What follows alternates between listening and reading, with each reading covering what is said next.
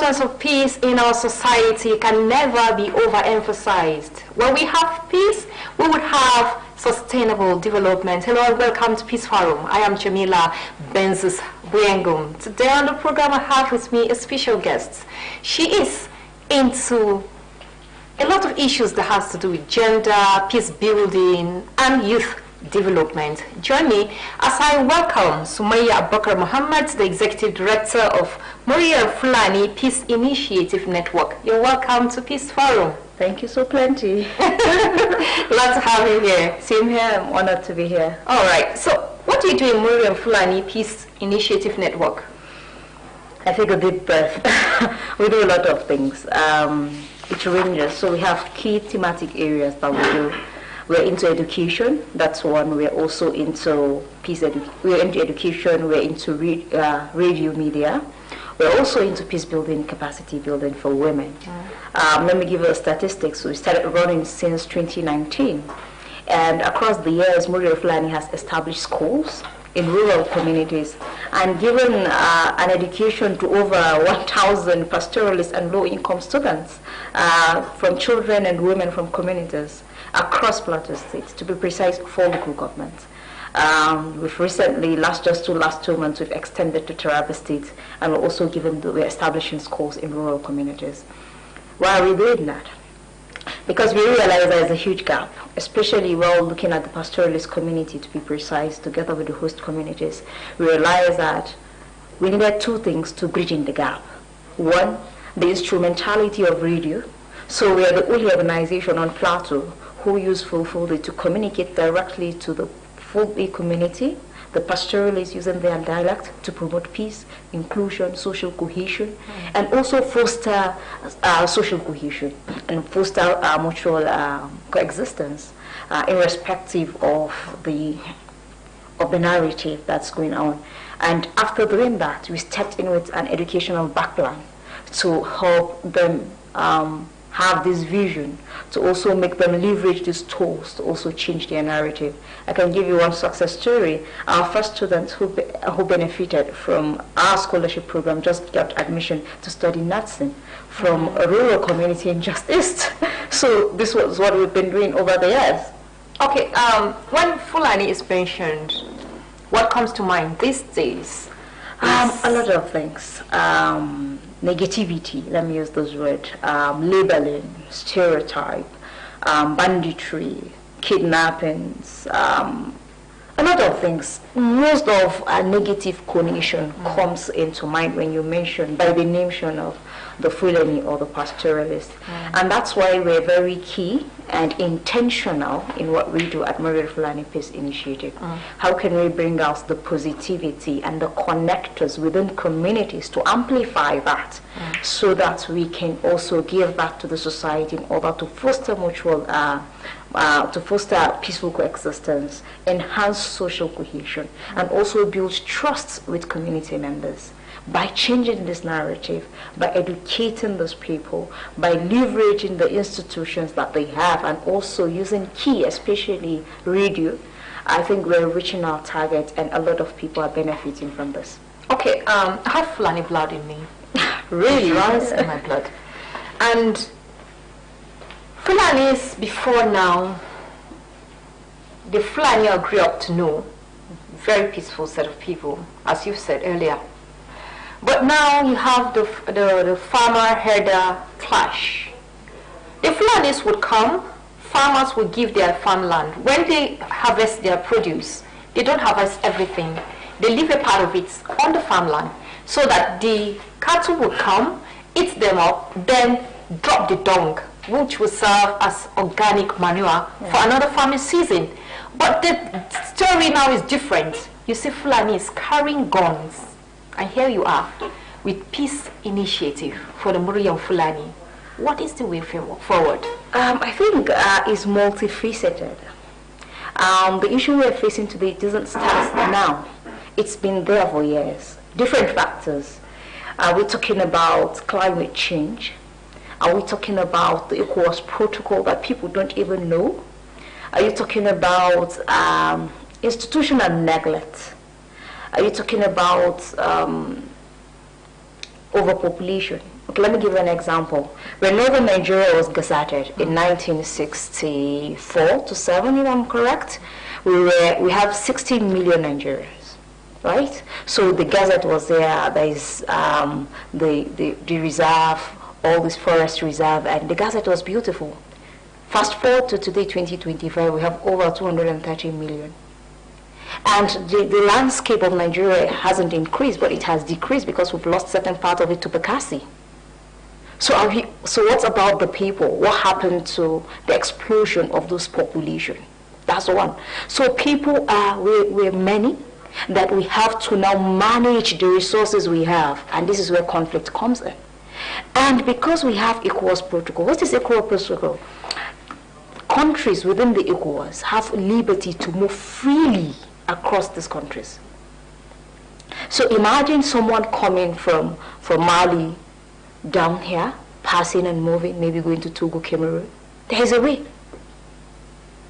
And it allows, till date, if not yesterday or maybe some hours ago, the ECOWAS protocol still exists. I think we should be asking critical questions. And aside that, we're talking about climate change. Okay, let me give you an example of Maiduguri. The river there, fishery was their hobby and their activities. Then it took almost 30 million people, accommodate them. That's their source of income and livelihood. But today, it shrinks up. We're talking about 3 to 6 million people now surviving on that. Where are the rest of the people? They are coming up here, looking for greener pasture. So I don't know, it's a matrix, it's complicated and multifaceted. That is not we don't have a straightjacket answer, but it has to come in different format. We're talking about climate change, that okay, a lot of people are now losing their means of survival. One, we're talking about ECOWAS protocol that gives liberty to people to move freely across ECOWAS states. We're talking about now overpopulation, explosion in population, because when the Gazette was there, in 1966 or 67, if I'm correct, the population of Nigerians was 60 million. In 2025, how many years interval? We're having 230 million. More than doubled. I'm a farmer, but years back I don't farm. Why do I farm now? Because I need to. So I have to go back to tell my father I need some part of your land.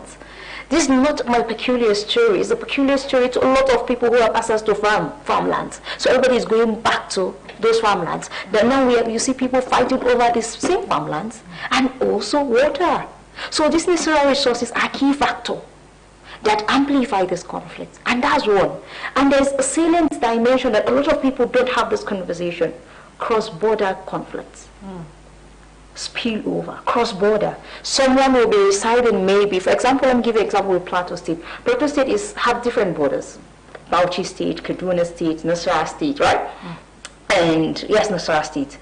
What the perpetrators might be in Nasarawa State, but they'll come in, perpetrate any action or act, then move back into what? Into Nasarawa State. Let me come in here. Yes. You're talking about things have evolved and are still evolving over time.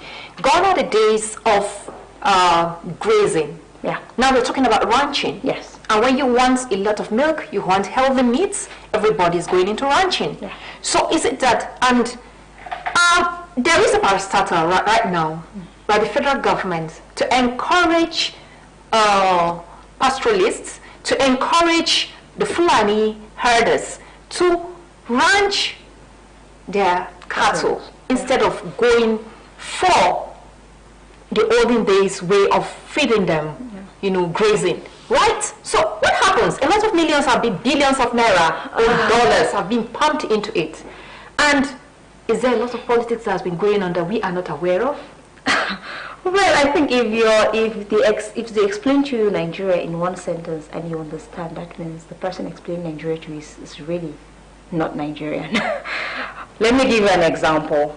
We're talking about ranching, right? I think this is key that the pastoralist community have to look into. And we said that. We've done a lot of advocacy and campaigns around that. You can't keep using the 16th century model in the 21st century. Sure.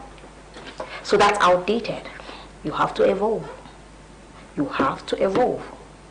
There's no space. We are not even, in fact, there's no even space for open grazing any longer. Because people are building. There's no space. So, and we've been saying this to the pastoralist community, that you have to evolve and devise a modern method of grazing, right? Then the government came in, I think not even this administration, but the previous administration, but it was just on paper. In fact, in Plateau State, WASI was to be used as pilot. Go there and there's nothing. In fact, it wasn't only cattle, but piggery, fisheries, poultries, and everything. But it's not, it's just on paper, you can't see anything. That's one. Okay, now we have a minister who is now, I think, the Minister for Livestock also. Aside from that, what did you hear? Nothing. So I think the government also have to be realistic when designing this, these policies and bringing these policies also and creating these platforms, and being to really target the audience. I don't know if you understand. Okay, we don't, how can we now evolve from this? And you know, I think one of the disadvantage for the pastoralist community is there's too much reliance on government. Okay. They're waiting for government to do a lot of things for them. So if the government did not do, what happened to you? And that's where a lot of conversation have been going on. Why can't you devise a method that will use it yourself? We've seen international organizations come in and give seedlings for certain grasses, for them to be using, and to capacity building the pastoralist capacity in order to now learn these things, in order to maintain and keep their farms. But there are also another dimension to these issues. Most of pastoralists now have lost their cattle, if you don't know. Due to? A lot of things. Rustle cattle rustled. So they don't even have the cattle now. That's one. Most, if you're talking about 100%, I can tell you 60% now have lost their cattle. You know, cattle rustling is another dimension to it. I mean, we'll take a break, and when we come back, we'll continue with this conversation. I still have with me the Executive Director of Muryar Fulani Peace Initiative Network in the studio with me, and we've been discussing issues that have to do with a unique set of people, that is the Fulanis. We'll take a break, and when we come back, the conversation will continue. Please stay with us. In a world where inequality, conflict, and injustice persist, we believe that a better future is possible. Welcome to the Kwamkuru Samuel Foundation, where we advocate for justice, peace, development for humanity. We believe that justice is the foundation of a fair, equal, and peaceful society. Our legal aid program supports marginalized and victimized people in assessing their rights and seeking justice. Peace is not just the absence of conflict, but a state of harmony and understanding. Our peace-building programs bring all shades of people together to resolve disputes and build bridges of understanding. At KSF, we venture into development activities that empower communities to take ownership of their future and build a just and accommodating world. Join us in building a better future by volunteering, donating, and spreading the word about our work. Today, we create a world that is peaceful and developed for all. This message is from Kwamkuru Samuel Foundation for Justice, Peace, Development, KSF. Justice equals peace. Welcome back. If just tuning in, the program is Peace Forum, and we've been talking about the Fulani people, and I still have with me the Executive Director of Muryar Fulani Peace Initiative Network in the studio. So, I've always known Fulanis to have their staff, the shepherd staff, but now we see and hear Fulanis carrying AK-47. What is happening? I think this is partly due to parenting issues. Let me be specific on this. Imagine if then, aside the staff, they just have a little knife that maybe along the road, one of the cow would die. You just slit the throat so that it won't go to waste. Yes. So now the story have changed. Aside of even the AK-47, drugs. A lot of the youths are into drugs. And I mean real drugs. you're talking about drugs, you're talking about weapons, you're talking about them being foot soldiers for crime and criminality. But I think we can still trace this back. Look at the Nomadic Commission past 1992. What have they been doing? Nothing. Corruption. The nomadic, this is my observation, okay, without any statistics. But because of the inactivity or inactive of this institution, and still government funded it, but maybe it was scattered away due to corruption and didn't reach. I'm not generalizing. There are specific locations that these things don't even exist. And these people were what? Criminals in the waiting. And when the opportunity comes, they all jump to it. And now they are now a nuisance, not only to me and you, but to the state. I think the critical question people should ask is, what is the future of the Nigerian state? How can the security architecture of Nigeria tackle this issue of banditry, these issues of kidnapping, these issues related to crime and criminality? I think this is where the public needs to understand. Crime and criminality, everybody is against it. And this is the responsibility of the Nigerian state to tackle it. It's not for you and me. It's for these security parastatals and apparatus. So though there is a lot of calls, is it that are the intelligence not there? What is happening? But sometimes you realize that, okay, our borders are porous. Some of these bad criminals might not even be from this place, but they come in due to what? Due to the existence of this still same ECOWAS protocol. And don't forget another factor of the proliferation of small and light weapons. What happened to that dimension? Dimension that, okay, Libya has gotten, Gaddafi was out, and in Africa, Libya has the highest and the biggest weapon deposit. So now, arsenal. Yes. So now, and Libya is controlled by warlords. So all those weapons, all those arsenals are passed through to the Sahel. And because it is in the Sahel, definitely it's got here. So I think the bigger question, beyond our rhetorics, the bigger question is, how will the security apparatus, how will the security architecture now address this issue of crime and criminality against the Nigerian state? Okay, so who does the funding? Because nomads are, before now, as I said, with their shepherd's rod. Exactly. With their maybe small knife for what you said earlier, or for self-protection. But now with AK-47, sophisticated weapons, who does the funding? How do they get across to these people? We are not talking about people that are educated. Some of them don't have formal education. Who teaches them how to operate the gun? Because a gun is not a knife. You need some form of training for you to be able to handle a gun. So who teach them how to pull the trigger? Well, I think we should talk about, let me give you an example. Let's have a context for us to analyze. Let's talk about the Zamfara issue. A lot of people know that the issue in Zamfara is about gold.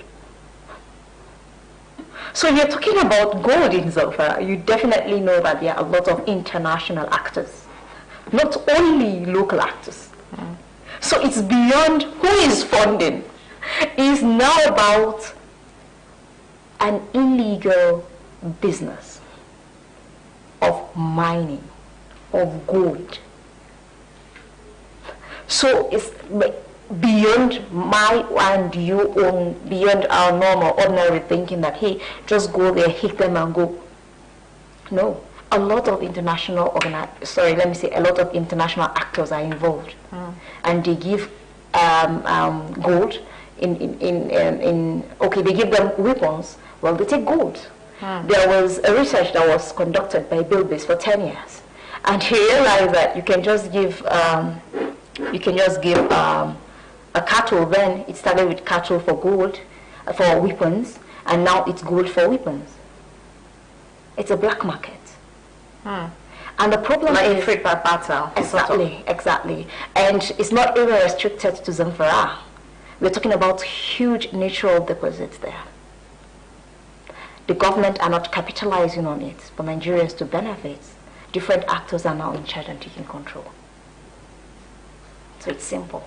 Okay, so now a community or set of people must be clamoring for something. There must be a push. Yeah. There must be a driving force. So with your interaction with the Fulanis, being their voice, what have they been telling you that is their issue or has been making them to be angry, to be doing so or be involving in this some of these social vices that they involve in? I think it's mixed emotions and mixed feelings. They're responsible for the deterioration of their youths. For example, lack of basic education.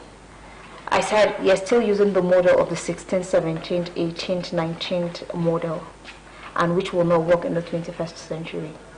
When the government and these education systems or institutions are not there, what do they do? That's the question. When the government, maybe, for example, is not providing you basic amenities, you're not the only one. It's a generic problem that a lot of communities don't have access to education. But that necessity is brought out when we have private schools differently. You go to communities in the rural setting, you discover private schools. So I'm not condemning all, and not all are doing that. When you go to certain states and you see what different people like, wow, this set of people different from this set of people I've known. So the dynamics change and as the context change. Aside that is, a lot of the issues is no access. For example, a research was conducted in Berkeley, and it's shocking. 2.1% of them had access to healthcare. 15.5% of them have access to primary to secondary school. 2.7% had access, or were, let me not use the word have access, were up to tertiary level. So what will you say of a community of a people who have been blown away by lack of education? That's one. And no way of even reviving that. Except if a lot of works like the ones we're doing with a lot of people and partners and stakeholders to keep raising those awareness, to tell them, okay, hey, enough of saying you're going into cattle. Why not diversify? If you have 10 kids, why won't 8 go to school and 2 look after the herds, for example? Why will everybody now stay and say he will look after the herds? Now the problem and the dilemma they found themselves is that there's no longer herds to herd. And the children are not skilled enough. They are not educated. So what are they? Criminals on the way to. It's the painful truth. Okay, Nigeria is a patriarchal society, and you being a woman coming from a strongly patriarchal society, the Fulani woman, what's the future for her? Still, context. So my organization went and facilitated a training in Sokoto for related to this farmers' harvest issues. We trained local government chairmen alongside some commissioners of the state on early warning reportings on incidents related to farmers' harvest conflict. And someone walked up to me and said, "Well, you're a young Fulani lady. How did you get here?" I was just asking him the same thing. But that's not the issue. Out of 130 participants that I trained, there is no single woman. That's serious. 130 participants that I've trained, there is no single woman. So it's still deep, and it's still a conversation for Northern Nigeria. But I think we're evolving. I kept saying this, we're evolving. Unlike the generation of our parents, we're seeing young, vibrant women from North doing incredible things like you are doing. So we're seeing an evolution and an evolving youth and generation looking to grab and get their voices and their spaces. Even when nature don't want to give them, they're trying hard to grab those seats and bring it to the table and say, I want to be part of this conversation and also want to be part of this processes, especially peace building processes. And this is very key. For example, when you talk about conflicts, most of the casualties are women, elderly, and children.